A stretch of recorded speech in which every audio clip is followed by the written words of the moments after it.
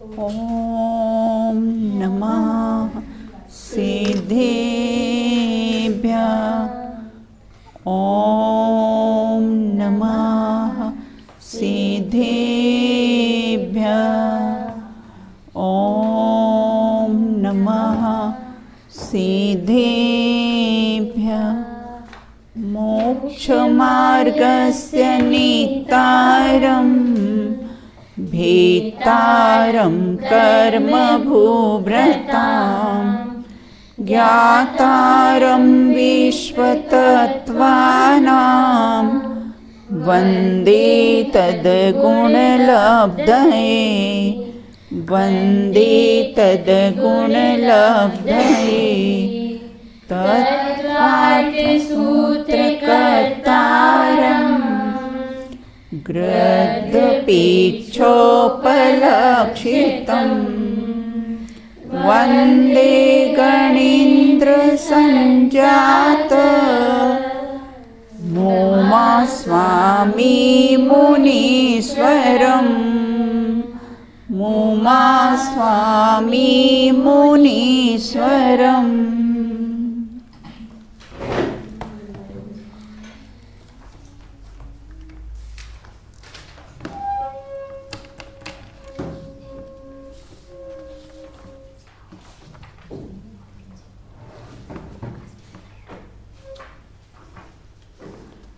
हमारी चर्चा यहाँ पर तत्वार्थ सूत्र ग्रंथ के माध्यम से 9वें अधिकार पर अपनी चर्चा प्रारंभ की थी।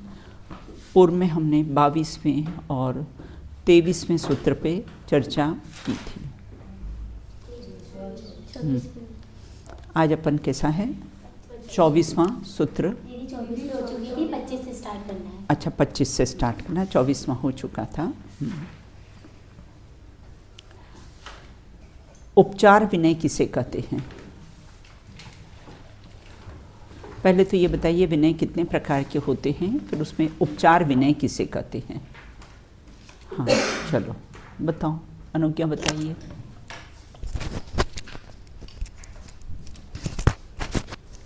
यदि विनय 4 प्रकार के होते हैं, ज्ञान विनय, दर्शन विनय, चारित्र विनय और उपचार विनय। हाँ। अब मन वचन काय से देवशास्त्र गुरु के प्रत्यक्ष विनय करना, पूज्य पुरुषों को देखकर खड़े होना, नमस्कार आदि करना उपचार विनय। उपचार से विनय होता है ना, गुणी जनों को देख हृदय में मेरे प्रेम उमड़ आवे। और वैयाव्रत के कितने भेद हैं और कौन कौन से हैं, मतलब किन की वैयाव्रत की जाती है, वैयाव्रत तब के कितने भेद हैं और कौन कौन से। हाँ चलो स्वस्तिका बताइए।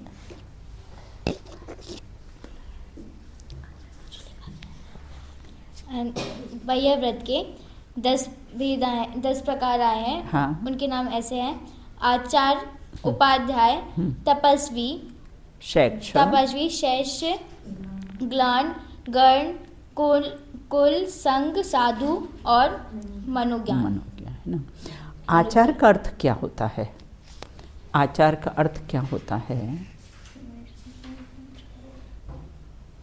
हाँ चलिए राजी बताइए।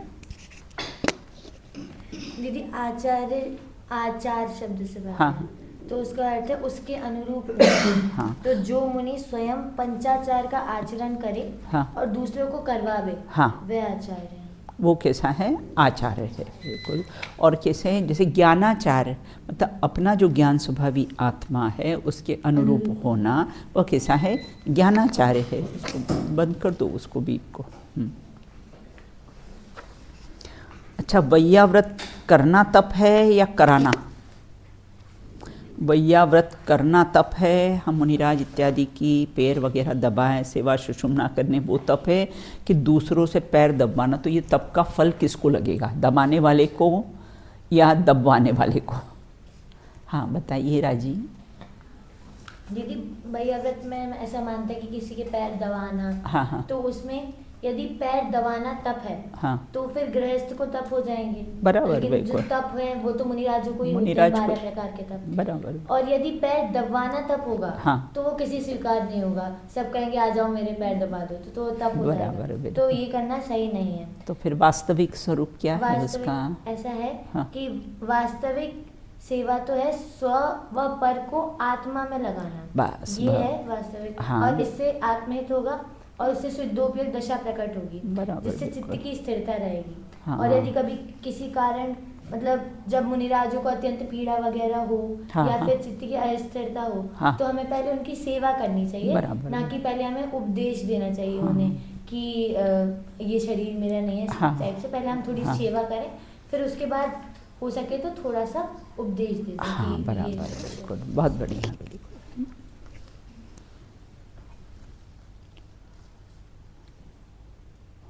संघ किसे कहते हैं? संघ किसे कहते हैं? हाँ, बताइए बेटा।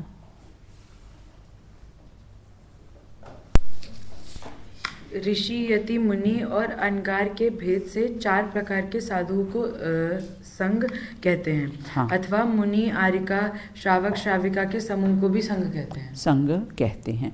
अगार्य का अर्थ क्या है और अनगारी का अर्थ क्या है? अगार्य, हाँ बताइए। दीदी, मतलब अंगारे, अंगारे नहीं, अगारे, अगारे हाँ, मतलब हाँ। जो गृहस्थ होते हैं, हाँ। घर सहित होते हैं, जो गृहस्थ अगारी, होते हैं, हाँ। जिनके पास घर होता है। और अनगारी, हाँ। अनगारी वो होते हैं जैसे मुनिराज, अपन बोलते हैं ना अनगारियों का बंध होगा, तो वो हाँ, धन तो का वो त्याग, घर का त्याग। घर का त्याग कर देते हैं, बिल्कुल। हाँ, और ग्लान किसे कहते हैं? ग्लान किसे कहते हैं? हाँ बताइए, श्रेया बताइए। रोगी साधुओं को ग्लान कहते हैं। हाँ, बराबर। अच्छा, 4 प्रकार के रिद्धिधारी मुनिराज कौन से होते हैं? 4 प्रकार के रिद्धिधारी मुनिराज, हाँ बताइए बेटा। यदि 4 प्रकार के जो रिद्धिधारी मुनि होते हैं वो कुछ इस प्रकार हैं। पहला राजश्री, दूसरा ब्रह्मश्री, और तीसरा देवश्री, और चौथा परमश्री। हाँ, हाँ, परमश्री। परमश्री। इसका स्वरूप बताइए, राशि किसे कहते हैं? दीदी, राजश्री में ऐसा आता है कि जो अणिमा, गरिमा, लघिमा ऐसी जो रिद्धियाँ होती हैं अणिमा, उनसे महिमा, गणिमा, है ना, उनसे शोभित होते हैं, वे राजश्री होते हैं। ब्रह्मश्री जिनकी बुद्धि बहुत तीक्ष्ण होती है, और देवश्री वो जो आकाश में गमन कर सकते हो। हाँ बराबर। और परमश्री हाँ। वो जो केवल ज्ञानी हो। केवल ज्ञानी परम गुरु होते हैं। इतनी हमारी पूर्व में चर्चा हुई थी। अब हम आज 25वें सूत्र से अपन चर्चा प्रारंभ करेंगे। इसमें जो स्वाध्याय के कितने अंग होते हैं उसकी चर्चा कैसी है यहाँ पर की थी। अणिमा, महिमा, है ना, अणिमा तुम्हारा नाम लगता है इसी से रखा है ना। अब यहाँ ये कहते हैं कि स्वाध्याय के 5 अंग, वासना, प्रच्छन्ना, अनुप्रेक्षण, वासना, प्रच्छन्नानुप्रेक्षा,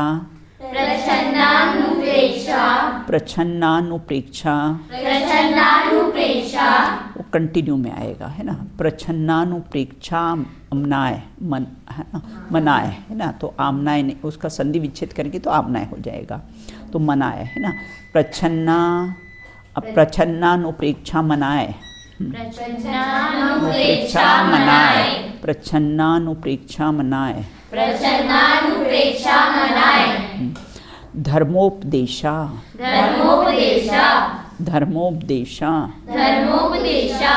चलिए पढ़िए।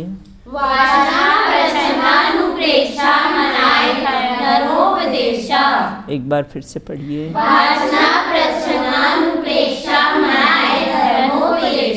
हाँ चलो, श्रेया पढ़िए। वासना प्रच्छन्नानुप्रेक्षा मनाए धर्मोपदेशा। उसमें अ का उच्चारण नहीं आएगा बेटा, है ना। हम संधि विच्छेद करेंगे ना, फिर वो आमनाय हो जाएगा उसका संधि विच्छेद करने पर। प्रच्छन्नानुप्रेक्षा मनाए, ऐसा उच्चारण होगा। चलो अपा पढ़िए। वासना प्रश्नानुप्रेक्षा मनाए धर्मोपदेशा। चलो पहले संधि विच्छेद देख लेते हैं इसके। वाचना, वाचना मतलब पढ़ना, स्वयं पढ़ना, है ना। उसके बाद प्रच्छन्ना, प्रच्छन्ना पूछना, अगर नहीं समझ में आए तो पहले हमने पढ़ा, फिर उसके बाद कैसे पूछना, तो प्रच्छन्ना। और फिर उसका संधि विच्छेद करेंगे ना तो क्या होगा, अनुप्रेक्षा। तो अनुप्रेक्षा का अर्थ है कैसा है, कोई ग्रंथ या पाठ को बारंबार उसका अभ्यास, ना 12 अनुप्रेक्षा है ना, तो बारंबार उन 12 भावनाओं का चिंतन करना, मतलब लर्न करना, याद करना।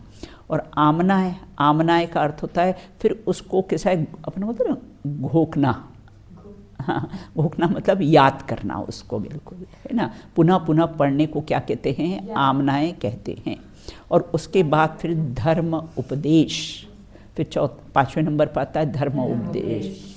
हमने आधा अधूरा पढ़ा करा और चलो उपदेश देने चले गए, बिल्कुल कितना बढ़िया क्रम बताया है ना। पहले देखो पढ़ाई भी बेटा तुम लोग इस ढंग से करोगे ना, आपको चैप्टर आज मालूम है ये चैप्टर स्कूल में पढ़ाया जाता है, वो पहले आप पढ़ के जाओ, है ना। तो उसमें से क्या आपको जो भी डाउट्स होंगे आप पूछ सकोगे, है ना। और फिर आने के बाद फिर उस चैप्टर को फिर पढ़ो, फिर देखना कैसे नहीं समझ में आता है, बिल्कुल ना आपको कोई ट्यूशन की ज़रूरत पड़ेगी, है ना। क्योंकि आप टीचर ने पढ़ा दिया, आपको समझ में नहीं आया तो आपने डाउट्स पूछे थे, जब आपने पढ़े हो तो आपको डाउट्स निकलेंगे, डाउट्स आप लेकर जाओगे यहाँ से पहले पढ़ोगे तो। और नहीं होगा तो फिर क्या होगा, फिर आप उन्होंने पढ़ा दिया आपको समझ में नहीं आया, है ना। तो इससे देखो पहले अपने यहाँ भी वो क्रम बताया, पहले वासना, पहले स्वयं पढ़ो, है ना। नहीं समझ में आए तो फिर पूछो, जब समझ में आ जाए तो फिर कैसा उसका बारंबार चिंतन करो, है ना। फिर उसको याद करो, उसके बाद फिर धर्म का उपदेश दो, है ना। ये क्रम उसका बताया है, बिल्कुल। आपको कुछ नहीं आता है, नहीं तो आजकल तो कैसा है उपदेश देने के लिए बहुत लोग तैयार हो जाते हैं, बिल्कुल। तो ये क्रम उसका बताया है।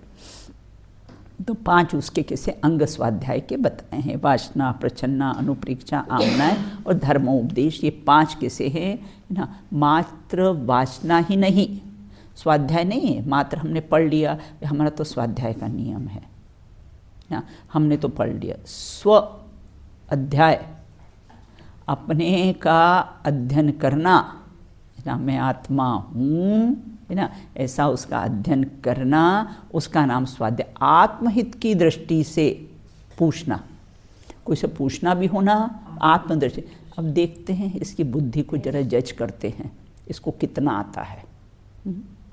इस बुद्धि से कभी किसी से पूछना, अपने को उसका उत्तर सब आता है, लेकिन अब इसकी बुद्धि की परीक्षा करने के लिए कैसा है, अब अपन कैसा है ये प्रश्न उससे पूछेंगे ना। तो समयसार नाटक में ऐसी बुद्धि को व्यभिचारिणी बुद्धि कहा है।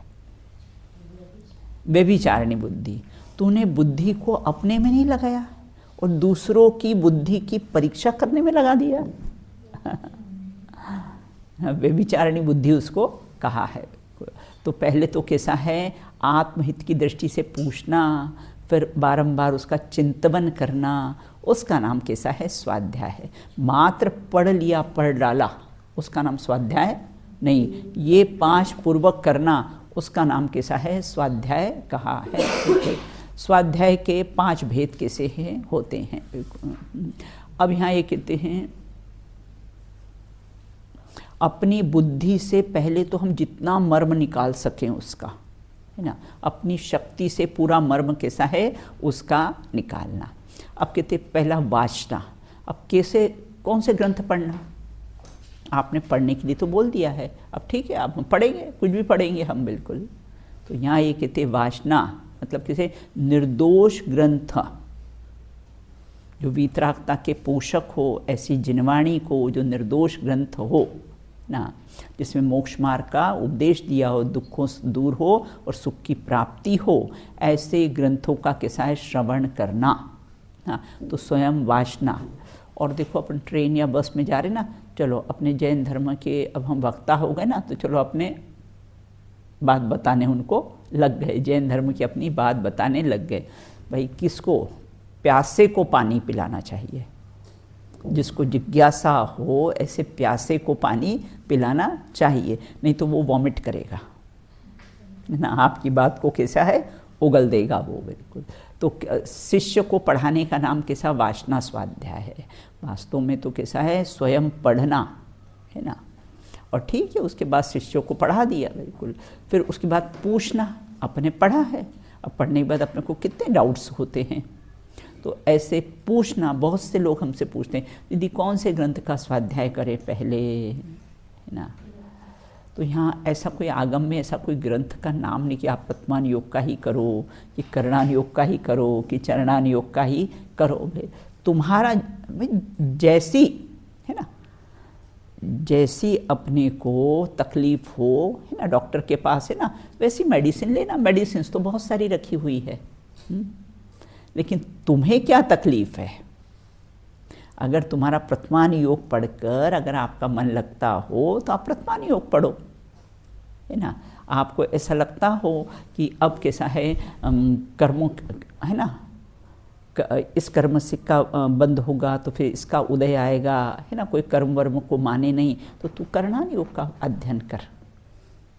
तो ऐसे यहाँ ये कहते हैं प्रछन्ना, ग्रंथ का अर्थ शब्द पाठ को पूछना, प्रछन्ना, है ना, स्वयं भी पूछना, और अगर अपन किसी और को पढ़ा रहे हैं तो उनसे भी कैसा है पूछना कि समझ में आया कि नहीं है। अभी आप लोग सब पढ़ रहे हो, आपको सब समझ में आता है? ऐसा कुछ है जो आपको डाउट है कि आपको समझ में नहीं आता हो? नहीं, सब ज्ञान के घन पिंड हो, बिल्कुल, इससे सबको समझ में आ जाता है। फिर अनुप्रेक्षा, ग्रंथ पाठ और उसके अर्थ का मन अभ्यास करने को अनुप्रेक्षा कहते, बारंबार बारंबार, है ना। तो अपने यहाँ जैसे पहले ज़माने में तो थे ना, और अपन भी जो मंदिर में जो रोज़ स्तुति बोलते हैं, ये करते हैं ना, तो वो कैसे जैसे भी फेरे लगाते हैं, तो राजा राणा की स्तुति बचपन में सिखा रखी थी कि फेरे लगाते समय राजा राणा बोलना। तो फेरे लगाते समय कैसे राजा राणा छत्रपति बोलते, तो बारंबार उसका कैसा है याद करना। आमना है, अर्थ मात्र समझना नहीं है, शुद्धता पूर्वक। एक तो पढ़ना भी कैसा, बस बिल्कुल, नहीं तो दोष लगता है अपने को। इसलिए हम आपको कितने 4-4, 5-5 बार सूत्र पढ़ाते हैं आपको कि शुद्धता से आपको कैसा है पढ़ना आ जाए। तो शुद्धता पूर्वक पाठ के कंठस्थ करने को या पुनः पुनः पाठ पढ़ने को क्या कहते हैं, आमनाएं कहते हैं। और फिर धर्मोपदेश, सबसे पहले तो तीर्थंकर धर्मोपदेश देते हैं, दिव्य ध्वनि के माध्यम से तीर्थंकर धर्मोपदेश देते, फिर मुनिराज, फिर अन्य पंडितगण देते हैं। आत्म कल्याण के लिए, मिथ्या मार्ग व संदेह निवृत्ति के लिए, पदार्थों का स्वरूप दिग्दर्शन के लिए, ना, कोई लौकिक वांछा नहीं।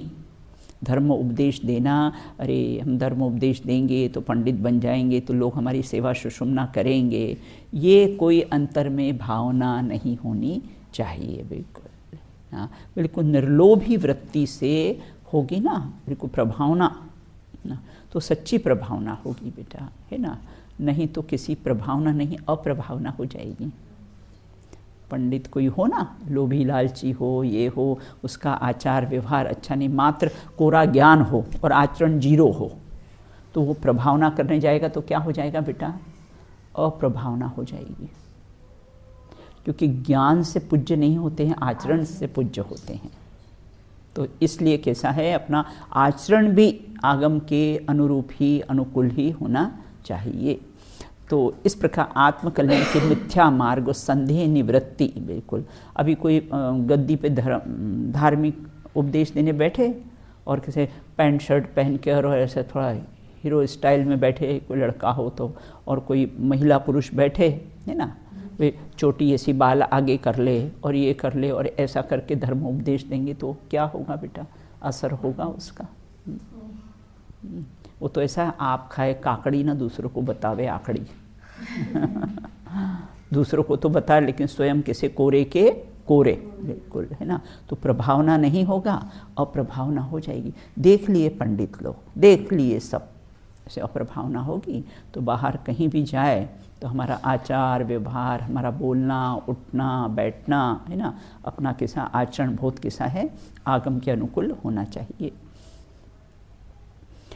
तो आत्म कल्याण के मिथ्या मार्ग, संदेह निवृत्ति के लिए, पदार्थ का स्वरूप दिग्दर्शन के लिए, श्रोताओं को रत्न त्रय की प्रवृत्ति के लिए धर्म का उपदेश देना, बिल्कुल। विषयों का पूरा पूरा अभ्यास होने पर ही धर्मोपदेश देना, और अगर हमको नहीं मालूम हो ना तो बिल्कुल सरलता से बोल देना, देखो अभी मुझे ख्याल नहीं है, मैं आगम में देखकर बताऊंगा या बताऊंगी। कभी मिथ्या बात कैसा है, नहीं जिनवाणी का अवर्णवाद है, गुरुदेव भी तो प्रमाण के लिए जिनवाणी रखते हैं। बिल्कुल है ना, हमेशा उनके पास तुमने देखा होगा ना, वहाँ पर पूरी जिनवाणी रखी रहती थी। कोई भी बात हो तुरंत है ना आगम प्रमाण दे के बता देते थे। और एक जिनवाणी भी कोई वहाँ से ले जाए ना जब तक वही वाली ला के नहीं रखे है ना, तब तक प्रवचन नहीं करते थे। समय सारजी ले गए थे एक बार। हाँ। ले गए थे, फिर बस जिनवाणी ना सामने, कोई शरीर की सेवा कर ले है ना, कोई इस प्रकार से हाथ हिला ले, कुछ कुछ कर ले, जिनवाणी ना सामने, शरीर ની सेवा करो छे, लायकात નથી, सुनने की तुमको लायकात ही नहीं है जिनवाणी की, बिल्कुल कि जिनवाणी कैसे सुनना चाहिए। बिल्कुल। अब स्वाध्याय से क्या लाभ होते, बहुत लाभ होते हैं स्वाध्याय से। तो स्वाध्याय को तो परम तप कहा है। स्वाध्याय से ज्ञान की वृद्धि होती है, वैराग्य बढ़ता है, तप बढ़ता है ना। महत्वपूर्ण प्रश्न है ये। व्रतों में अतिचार नहीं लगते हैं, कषायों को जीता जाता है, इंद्रियों को वश में किया जाता है, मोक्ष के उपायों से जीव की प्रवृत्ति होती है। बिल्कुल। और देखो जिस समय हम स्वाध्याय करते ना, उसमें भूख नहीं, प्यास नहीं, कषाय नहीं है ना, सबसे बच जाते हैं उसमें ऑटोमेटिक। शुद्धा तृषा का कैसा है विकल्प, मंदिर में आप लोग बैठते हो तो शुद्धा तृषा का विकल्प नहीं होता, तो सहज ही उपवास है ना, सहज ही कषायों से निवृत्ति हो जाती है, विषय कषायों से सहज ही निवृत्ति हो जाती है। ये स्वाध्याय करने से कैसा है लाभ होता है। अब आगे कहते हैं और तप के कितने भेद होते हैं उसकी चर्चा करते हैं। बाह्याभ्यंतरोपध्यो, इकट्ठा ही है, बाह्याभ्यंतरोपध्यो, बाह्याभ्यंतरोपध्यो, बाह्याभ्यंतरोपध्यो, बाह्याभ्यंतरोपध्यो, एक बार फिर से पढ़िए, बाह्याभ्यंतरोपध्यो। अब यहाँ ये कहते हैं, चलो एक कोई पढ़ लो, चलो श्रेया पढ़ो। बाह्याभ्यंतरोपध्यो, बाह्याभ्यंतरोपध्यो, व्यंतर कहाँ आ गया,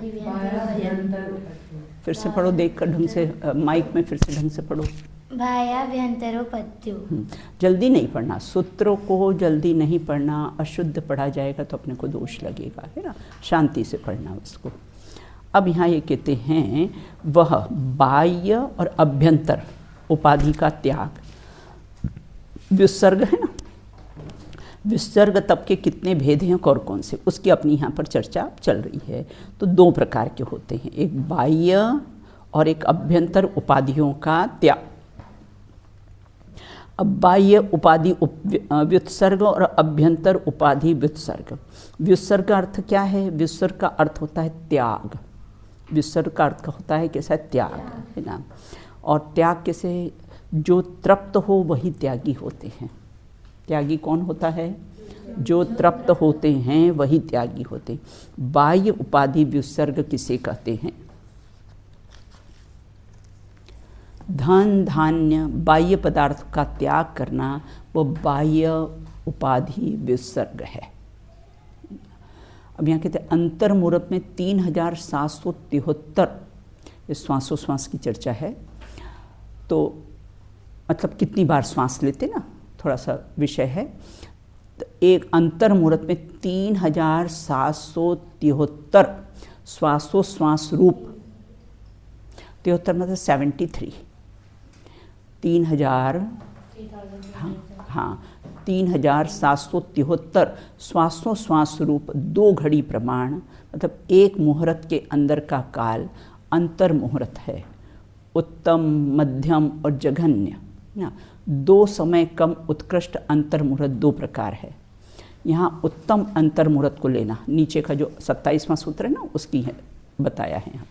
अब यहाँ ये कहते हैं कि अभ्यंतर उपाधि व्युत्सर्ग, आत्मा के परिणाम जो क्रोध, मान, माया, लोभ आदि भावों का त्याग करना, वो अभ्यंतर उपाधि व्युत्सर्ग है। हमको लगता ही नहीं कि अंतर का भी त्याग करना चाहिए, बाहर का तो बेटा सब त्याग कर देते हैं, घर बार छोड़ दिया, वस्त्र छोड़ दिया, धन छोड़ दिया, ये छोड़ दिया, स्त्री पुत्र पुत्रादि को छोड़ दिया। ये बाह्य तो कैसे हैं, 10 प्रकार के कैसे हैं, छोड़ देते हैं। लेकिन यहाँ ये कहते हैं कि अभ्यंतर उपाधि है ना, जो मोह राग द्वेष के परिणाम हैं, जो कषाय के परिणाम हैं, उनका त्याग करना। तो उसकी त्याग की तो बात नहीं है ना, और बाहर से त्यागी अपने को कहते हैं। तो वास्तव में तो ये अंतरंग त्याग हुए बिना, अभ्यंतर त्याग हुए बिना बाह्य त्याग की कोई कीमत नहीं है, बिल्कुल। अब विसर्ग प्रायश्चित में होने वाले पर भी यहाँ अलग से अलग रूप में क्यों कहा है, विसर्ग प्रायश्चित में आ गया ना, तो उसमें फिर आपने ये अलग से उसकी चर्चा यहाँ पर विसर्ग की चर्चा, प्रायश्चित की चर्चा क्यों की। प्रायश्चित में विसर्ग अपराध की निवृत्ति के लिए किया जाता है। प्रायश्चित कैसा है, त्याग, विसर्ग मतलब त्याग, मतलब अपराध की त्याग की निवृत्ति के लिए किया जाता है। और तप में तो परिग्रह का त्याग, भय से निवृत्ति आदि के लिए विशेष रूप से किया जाता है, इसलिए इसे अलग से नाम दिया गया है, बिल्कुल। अब देखो ध्यान की चर्चा आती है, पूरी ध्यान की अब चर्चा में करीब करीब है ना, यहाँ पर 18 सूत्रों में किसी है ध्यान की चर्चा की है। अब कहते ध्यान किसे कहते हैं, अपने यहाँ तो पूजन, ये उसमें भी आता ना भजनों में, सिद्धों से मिलने का मार्ग ध्यान है, आत्मा ही समाने का मार्ग ध्यान है। अंतिम ध्यान को लिया है, बिल्कुल। तो यहाँ एक कहते हैं एकमात्र ध्यान से ही कैसी है, मुक्ति होगी। अब यहाँ कहते हैं देखो, उत्तम सहननस्य काग्र चिंता निरोधो, उत्तम सहननस्य काग्र चिंता निरोधो, उत्तम सहननस्य एकाग्र चिंता निरोधो,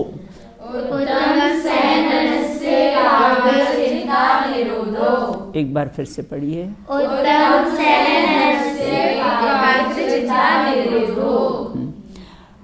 ध्यान मांत मुहूर्तात,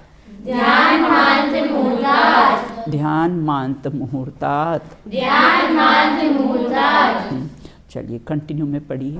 उत्तम सहननस्य काग्र चिंता निरोधो, ध्यान मांत मुहूर्तात्। फिर से एक बार पढ़िए। उत्तम सहननस्य काग्र चिंता निरोधो, ध्यान मांत मुहूर्तात्। चलो पढ़ो, चलो अदिति पढ़िए। उत्तम सहननस्य एकाग्र चिंता निरोधो, ध्यान मांत मुहूर्तार्थ। एकाग्र नहीं बोलना बेटा, है ना, संधि विच्छेद करेंगे ना तब बोलेंगे। हाँ, उत्तम सहननस्य एकाग्र, है ना, वो ए का जो उच्चारण होता है ना उसमें आ जाता है। उत्तम सहननस्य एकाग्र चिंता निरोधो, ध्यान मांत मुहूर्तात्। चलो फिर से पढ़िए। उत्तम सहननस्य एकाग्र, सहननस्य एकाग्र, उत्तम फिर सहनन, है ना, सहननस्य एकाग्र, ऐसा पढ़ना, वो कंटिन्यू पढ़ना। उत्तम सहननस्य एकाग्र चिंता निरोधो, ध्यान मांत मुहूर्तार्थ। चलो अणिमा पढ़िए। उत्तम सहननस्य एकाग्र चिंता निरोधो, ध्यान मांत मुहूर्तार्थ। अब यहाँ कहते उत्तम सहनन वाले, और कैसे हैं उत्तम सहनन वाले, है ना, और एकाग्र, उत्तम सहननस्य, और फिर य में 2 मात्रा है ना, तो क्या हो जाएगा एकाग्र।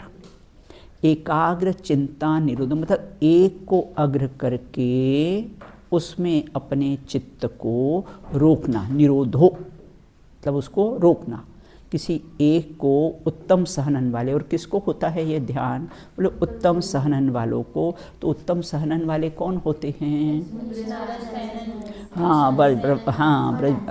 नाराज सहनन, वज्र नाराज सहनन, और ये सब कैसे उत्तम। हीन सहनन अंतिम 3 होते हैं, है ना, जो अपने आर्य क्षेत्र की स्त्रियों को बताया है कि उनको हीन सहनन अंतिम के 3 सहनन होते हैं।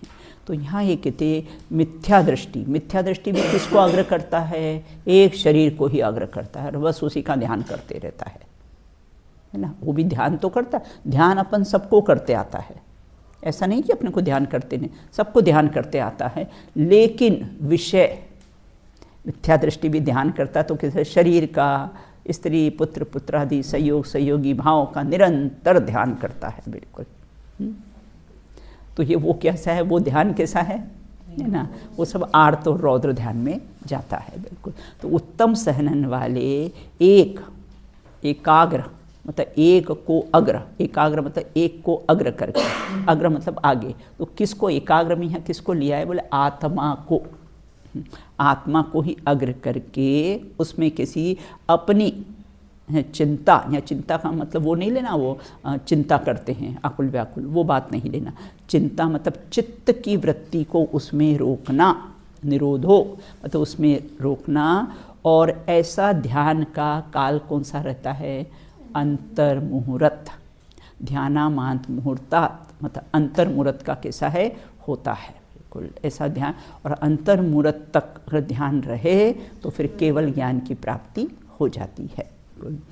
अब यहाँ ये कहते हैं सही ध्यान किस सहनन वाले को कितने समय तक होता है ना। हीन सहनन वाले मतलब अर्धनाराज, कीलक, असंप्राप्ति का सहनन, ये पंचम काल में ऐसे हीन सहनन होते हैं। सहनन का अर्थ क्या होता है, हड्डियों का एक प्रकार से बंधन को सहनन कहते हैं। हड्डियाँ सब बंधी हुई ना एक से एक, तो सहनन किसे कहते हैं। यहाँ सहनन का अर्थ सहन करना नहीं लेना बेटा, है ना। यहाँ सहनन का अर्थ यहाँ हड्डियों की मजबूती से है कि हड्डियों का एक प्रकार से कैसे है, बंधन को कैसे सहनन कहते हैं। तो हीन सहनन, अर्धनाराज, कीलक, असंप्राप्ति का, है ना, ये सब पंचम काल में हीन सहन होते हैं। लेकिन वहाँ तो उत्तम सहनन वालों की बात की, 8वें से जो 12वें गुणस्थान तक रहते हैं ऐसे उत्तम सहनन वाले हैं, उनकी यहाँ पर बात है। अब सभी ध्यान किस सहनन वाले को कितने समय तक होते हैं। सही ध्यान उत्तम सहनन वाले को एक पदार्थ का ध्यान अंतर्मुहूर्त से अधिक समय तक नहीं होता है।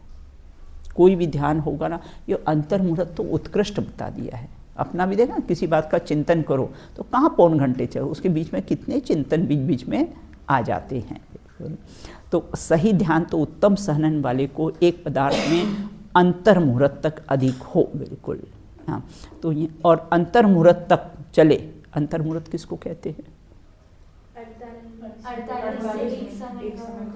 उसको क्या कहते हैं, भिन्न मुहूर्त। हाँ हाँ, अंतर्मुहूर्त मतलब 48 मिनट में एक समय कम हो उसको भिन्न मुहूर्त कहते हैं, और उससे भी एक समय कम हो उसको अंतर मुहूर्त कहते हैं। सामान्यतः 48 मिनट, क्योंकि 2 समय किसी की पकड़ में नहीं आता है, इसे 48 मिनट, लेकिन वो वास्तव में अंतर मुहूर्त का वही माप है यहाँ पर। अब कहते हैं कि अंतर मुहूर्त से अधिक समय तक नहीं रहता कोई भी ध्यान हो बिल्कुल। अब उत्तम सहनन कौन से, व्रज वृषभ नाराज, वज्र नाराज और नाराज, ये 3 उत्तम सहनन वाले माने जाते हैं। तो उत्तम सहनन में इनको लेना, इनको ही कैसा है ये ध्यान हो सकता है। अपने चित्त को एक आत्मा में कैसा है रोकना, उसमें स्थिर करना, उसको ही कैसा है ध्यान यहाँ पर कहा है।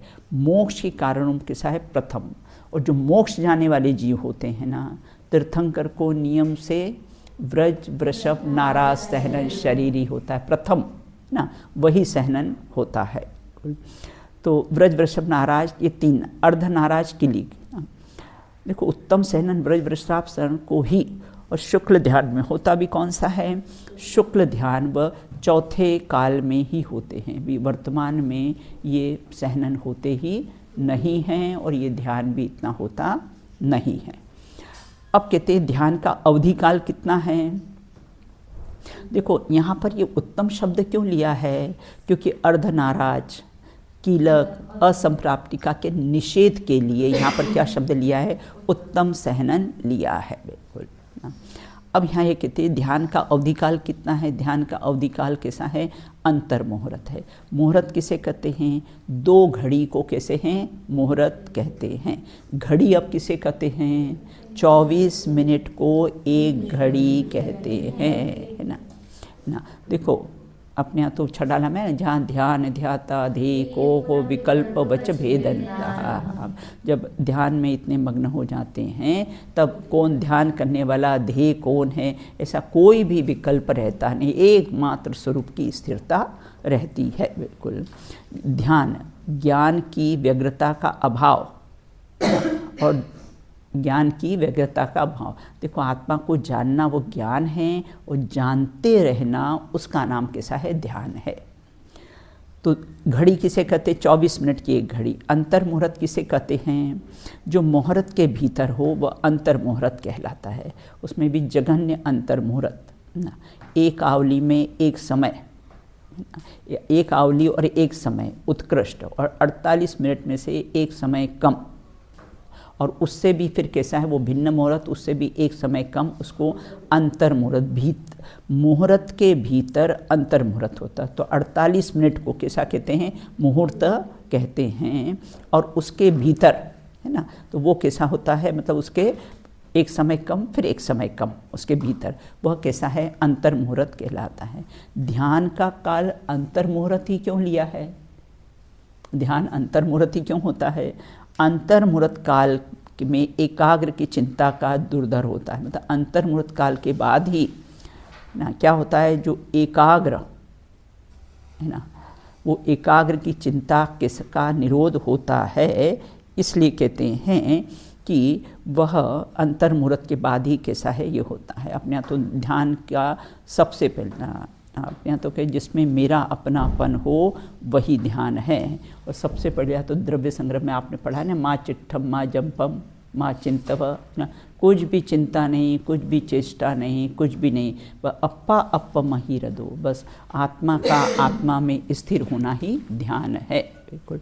अब ध्यान का फल क्या है, बोले ध्यान सर्व कर्म को कैसा भस्म कर देता है।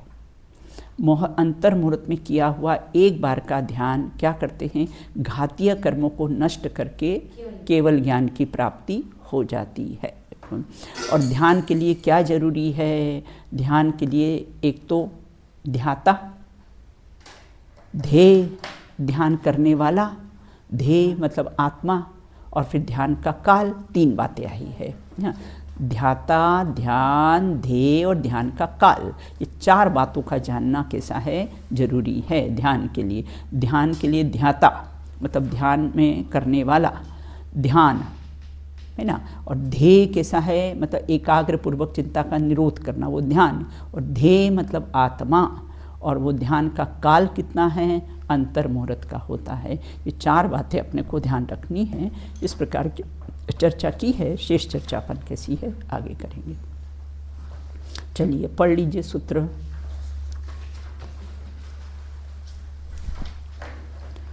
वाचना प्रश्नानुप्रेक्षा मान्याय धर्मोपदेशा। फिर से पढ़िए इसको एक बार। वाचना प्रश्नानुप्रेक्षा मान्याय धर्मोपदेशा। हाँ। उत्तम सहनस्य चिंता निरोधो ध्यान मात्र मूर्तात्। शेष चर्चा अपन किसी है बाद में करेंगे। चलिए अहंकार का भाव बोलो आज।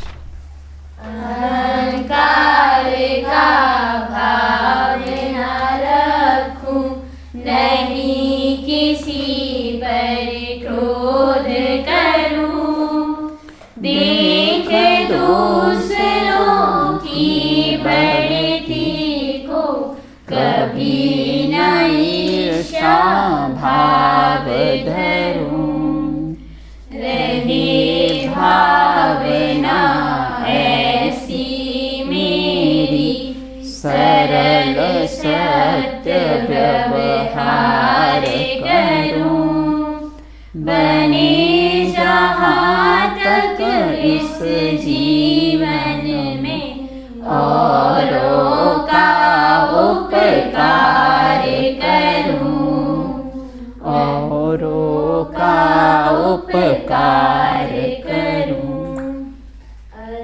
असमरूपम गन्धम अवतम चेतना गुणम सद्गम जा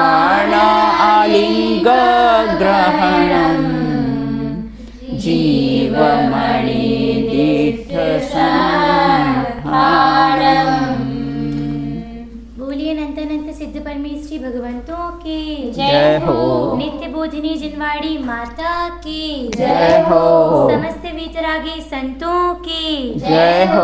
अंतिम शासन नायक भगवान महावीर स्वामी की जय हो। अहिंसा परमो जैन धर्म की जय हो। आचार्य गृध्र पिच उमा स्वामी प्रणीत तत्वार्थ सूत्र जी महान ग्रंथ की जय हो। अष्टानिका महापर्व की जय हो। एक साथ बोलिए जय जिनेंद्र जय जिनेंद्र।